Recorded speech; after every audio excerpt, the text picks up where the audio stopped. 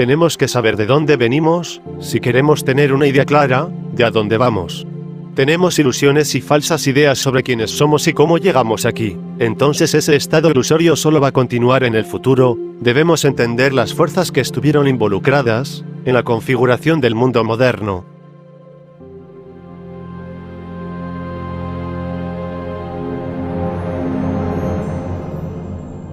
La antigua Sumeria, según la corriente principal de eruditos, fue el lugar de nacimiento de la civilización como la conocemos.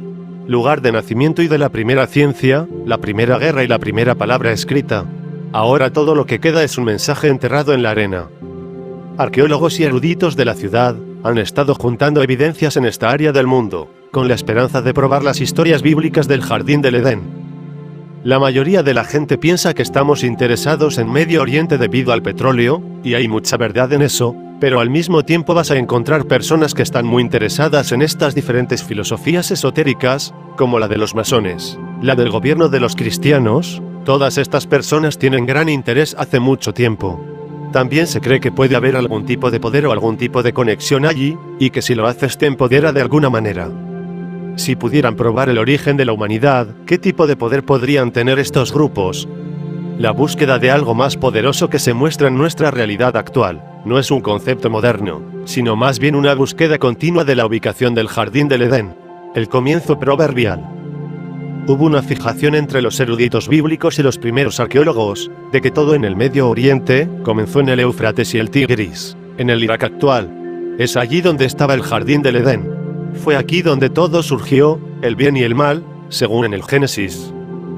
En 1922, el arqueólogo inglés Leonard Dewey fue al sur de Irak a encontrar el Jardín del Edén basándose en los primeros descubrimientos de la escritura cuneiforme sumeria. Sin embargo, lo que realmente descubrió en su lugar fue la ubicación exacta de la antigua ciudad sumeria de Ur. Los primeros arqueólogos buscaban probar la Biblia, ellos fueron financiados por sociedades bíblicas. En otras palabras, ellos eran quienes tenían que llevar pruebas, y se ignoraron una gran cantidad de leyendas y tradiciones que indicaban que las ciudades estaban en otra parte.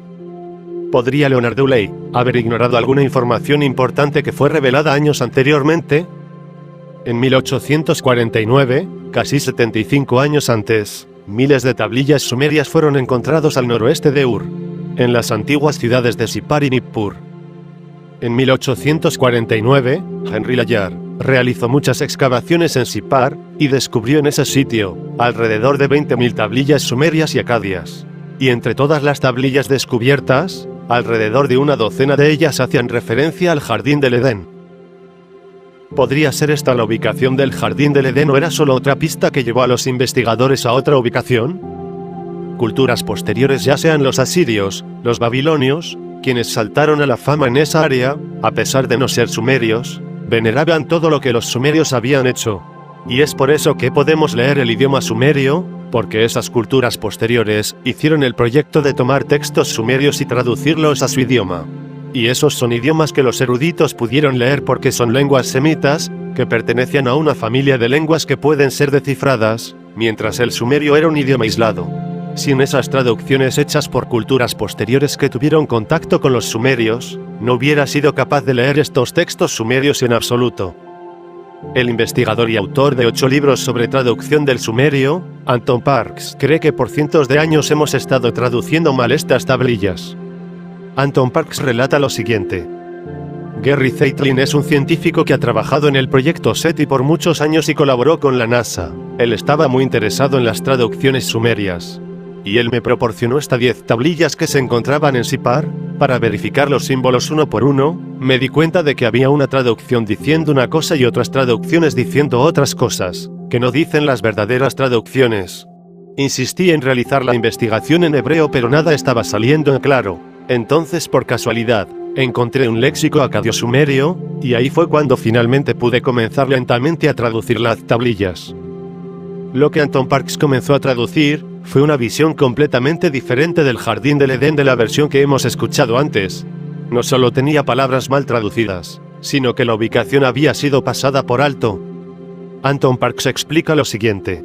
En los textos bíblicos que leemos constantemente sobre esta idea del cielo o el paraíso, esto viene de la palabra griega paradeisos. y literalmente significa recinto para los animales salvajes. No paraíso, un término que era más tarde transcrito como jardín durante la era helenística. Si volvemos a la traducción original de las tablillas sumerias, donde dice que los hombres que sirvieron a los dioses trabajaban para ellos en el jardín, y eran tratados como animales.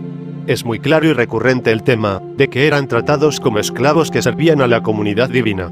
En los textos hebreos entendemos que los humanos parecen felices en el llamado paraíso, que es de hecho, lo más parecido a un campo de concentración según los textos sumerios. También descubrimos la palabra Karsak. Se traduce como la ciudad de los dioses. Es interesante que todos los más altos puntos en Turquía se llamaban Karadak, extrañamente se parece a Karsak. Karsak se traduce a montaña negra, y también se refiere a las montañas más altas en Turquía. La única cumbre con el nombre Karsak cerca de Mesopotamia y el afluente del Tigris, y solo unos kilómetros del Éufrates, se encuentra a 29 kilómetros al sur de la ciudad de Sirte, a 19 kilómetros al suroeste de Ur. Tal vez sea este el paraíso descrito en los textos sumerios. Existen imágenes de este sitio en Google Earth. En la parte posterior en la ladera de la montaña hay un pequeño sitio plano. Anton Parks cree que ahí estaba ubicado el jardín del Edén de los dioses según su traducción del texto. El jardín del Edén estaba donde surgieron los 4 ríos, 2 de los cuales son identificados como el Éufrates y el Tigris, y fluyen a través del Irak actual, y desembocan en el mar Arábico, pero nacen en el sudeste de Turquía. Los otros 2 ríos, que pueden identificar como ríos, también nacen al sudeste y al este de Turquía. Todos estos ríos surgen en la misma zona, lo que conocemos hoy como Turquía Oriental o Sudoriental. Con la decodificación de las tablillas sumerias y la ubicación de estos 4 ríos, ¿podría ser la ubicación real del jardín del Edén tal vez? El camino pavimentado más cercano a la ubicación propuesta es la carretera 56-51. Parece tan fácil llegar a esta ubicación para investigar, pero sin embargo académicos y arqueólogos consideran esta área políticamente inestable, y por eso se ha mantenido intacta. Todo lo que tenemos en este momento es el lenguaje para decodificar de las antiguas tablillas sumerias, los textos cuneiforme que describe una clase de paraíso completamente diferente al que conocimos. Estas 10 tablillas, según Anton Parks, dicen la versión sumeria de cómo fue creado el jardín del Edén. Según las traducciones, descubrí cuando los dioses sumerios llegaron a la tierra y se instalaron en esta montaña, con el fin de crear una colonia y ser capaces de sobrevivir. Aparentemente ellos sufrieron daños debido a una guerra y encontraron refugio en esta montaña. Muchos expertos creen que vinieron del grupo de estrellas de las Pléyades. Tal vez vinieron de allí. Quizás es ahí donde había estallado una guerra. Y es allí donde se crearon a los Anunnakis. Durante este conflicto, existía un lado con un régimen matriarcal, y otro lado con un régimen patriarcal con todos estos nuevos dioses. Existían conflictos en el espacio, en ese nuevo paisaje. Tal como se describe en la genealogía de la Tierra como dice en la tablilla. Estos dioses cambiarían la forma en que la vida se implantó en la Tierra, para poder florecer y crear nuevas condiciones de vida para que su colonia prospere. Pero, ¿quiénes son estos dioses que esperan hacer de la Tierra su hogar? La épica de Atrasis, y otros hablan de que la Tierra fue administrada por una confederación de dioses o un grupo de dioses unidos, no era solo un dios. Sí tendrían el equivalente de un primer ministro que estaría a cargo de este grupo. Enki y Enlil eran los principales miembros de este congreso. Enki y Enlil, en este sistema sumerio, Enlil era una entidad imponente, dominante y peligrosa, al que no le preocupa la humanidad. La humanidad no es muy importante para él, pero también está Enki, el dios amable, dios de la sabiduría. Al sí le importa la humanidad, él interviene a favor de los humanos. Son llamados dioses pero son seres humanoides de aspecto reptiliano. El texto que tradujo Anton Parks del Edén representa claramente y con frecuencia a los dioses con características bastante reptilianas. Anton Parks cree que los dioses llegaron hace aproximadamente unos 300.000 años. Esto se deriva del hecho que el Homo sapiens apareció poco después, porque a lo largo de la genética y la transformación del ser humano, son temas recurrentes. Las 2 partes que componen la palabra Edén, la E que significa hogar, y Den, que es vida. Pero de hecho, no están solos. Los seres humanos ya están en la Tierra. ¿Pero quiénes son estos humanos? Si los dioses sumerios se dieron cuenta que no estaban solos, ¿cuál pudo haber sido su interacción con este tipo de humanos? Lo que notaron en las tablillas sumerias es cuando hablan claramente de crear trabajadores para servir a los Anunnakis. Enki, Era uno de los principales genetistas. Él siempre estaba trabajando con el genoma de los seres que estaban en la Tierra, para crear un nuevo tipo de humano. Por lo general estaba apoyado por la sacerdotisa que se llamaba Ninti, y ella era la sacerdotisa que era capaz de clonar y cambiar el genoma humano. Enlil pide que cambie el genoma humano. Humanos obedientes. Regido por el lado izquierdo del cerebro. Cuando miramos la tradición sumeria, podemos ver que es un grupo de seres que crea la humanidad, lo que no es un solo creador, sino un grupo de seres inteligentes y tecnológicamente avanzados. Las tradiciones sumerias varían de las tradiciones cristianas. Y de algunas de las tradiciones nativas, es que en las tradiciones sumerias la humanidad comenzó con el sacrificio de la vida de un ser avanzado. Un dios de Sumeria. Para que el ADN de ese dios o la sangre, como dice el texto, pudiera mezclarse con los elementos de la tierra, para crear el primer humano viable. Ellos son los poseedores del conocimiento para la clonación. Pueden clonarse a sí mismos y luego a los humanos. En el texto dice que toman los genes de uno de sus oponentes a quien considera inferior, a los llamados Kingu, usando su sangre, para crear el nuevo ser humano, que va a servirlos. Investigadores como Grebraden han descubierto algunas investigaciones que conectan las traducciones sumerias con los cambios genéticos en nuestros cromosomas. El misterio del cromosoma humano número 2 arroja nueva luz sobre las historias de la creación. El cromosoma humano número 2 es el segundo cromosoma más grande del cuerpo humano. Forma alrededor del 8% del ADN en cada célula. Lo que lo hace un misterio, parece ser el resultado de una antigua fusión de cromosomas preexistentes de primates, se han fusionado de una manera muy precisa. El sitio de fusión ha sido modificado y estabilizado para que el cromosoma número 2 esté optimizado para nosotros hoy. Esto ha sucedido de alguna manera que no puede ser explicada por la evolución como lo sabemos hoy. ¿Por qué es esto importante? Porque el cromosoma humano número 2 contiene los genes que nos distinguen de todas las demás formas de vida. La corteza del cerebro humano que nos da la capacidad de realizar cosas como la lógica, empatía, simpatía, compasión, la habilidad para iniciar estados conscientes de autocuración en nuestros cuerpos. Todo es posible debido a lo que sucede con el número 2 de los cromosomas humanos. ¿Podría el cromosoma número 2 ser el trabajo de un maestro genetista conocido como Enki?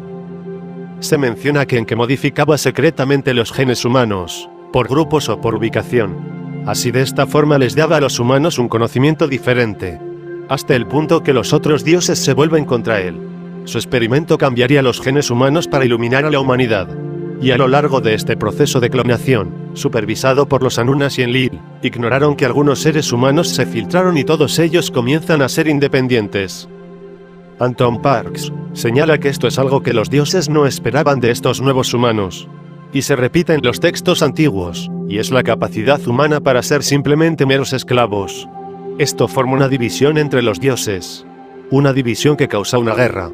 Una guerra establecida en la humanidad hasta hoy en día. Un nombre interesante e importante en el texto bíblico y en el texto sumerio, es el de Adán en el jardín del Edén. Pruebas extensas fueron llevadas a cabo para ver de dónde vino esta palabra, se basa en raíces hebreas. Pero es una palabra sumeria que significa animales. Nuevamente entendemos que los seres humanos se consideraron animales para los dioses sumerios, y es ahí donde yace el conflicto entre los dioses Enki y Enlil. Enki quiere tratarlos como los otros dioses. Estos dos dioses sumerios tienen un conflicto sobre el uso de los humanos, y esa es la raíz de la historia bíblica de la serpiente en el jardín del Edén. En la historia, el acertijo comienza con el origen de la palabra Satán. Satán en sumerio significa el administrador. Durante años muchos han buscado de dónde vino esta palabra.